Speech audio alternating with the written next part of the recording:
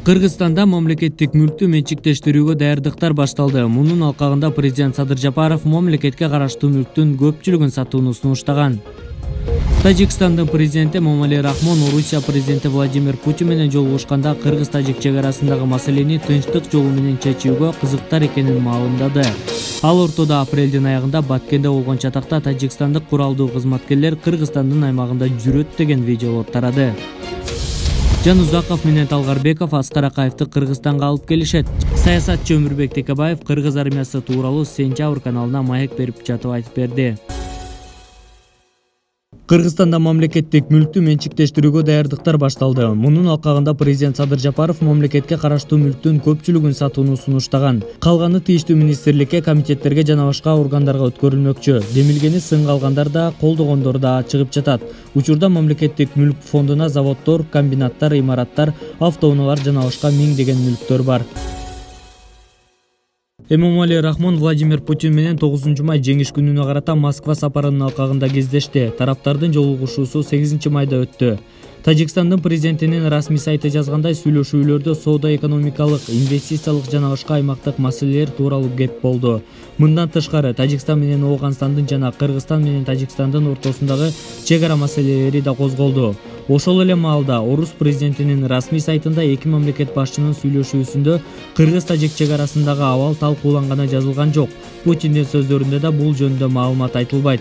Кыргызстандын политклиника сайты факт-чектинг жүргүзүп, видео жаңжал маалында тартылган тажик аскерлери Баткен облусунун Лейлек районунун Максат айылында жүргөнүн аныктап чыкты. Буга аскерлер турган жердеги Максат айылы жана Анарбай ата деген жазуулар негиз берген. Туңгуч ажоону сатпаган Болот Жанузаков менен Бекболот Талгарбеков атайын офис ачышып, күжүлдөй иштеп атканын каңкуулашты. Максаттары Аскар Акаевди Кыргызстанга алып келүү экен. Албетте, мындай демилге колдоого арзет, себеби мамлекетти калыптандырууда Акаевдин эмгеги зор. Кайсы бир деңгээлде катачылыктарды кетиргендечи, бирок чыккынчылыкка, кан төгүүгө шектелбейт. Бул жагынан Бакиевден түбөлүк өйдө турат. Эмесе Жанузаков менен талапкерлердин демилгесин колдоп койсо, куп жарашып калчудай, дейт Азия News кезити. Аскер күчтөрүнүн рейтинги боюнча бүгүнкү күнү Тажикстан дүйнөдө 138 өлкөнүн ичинде 99-чу болуп турат. Кыргызстан 93-чү орунда турат. Биздин аскерибиз Тажикстандыкына караганда күчтүү, ар дайым күчтүү болуп келген.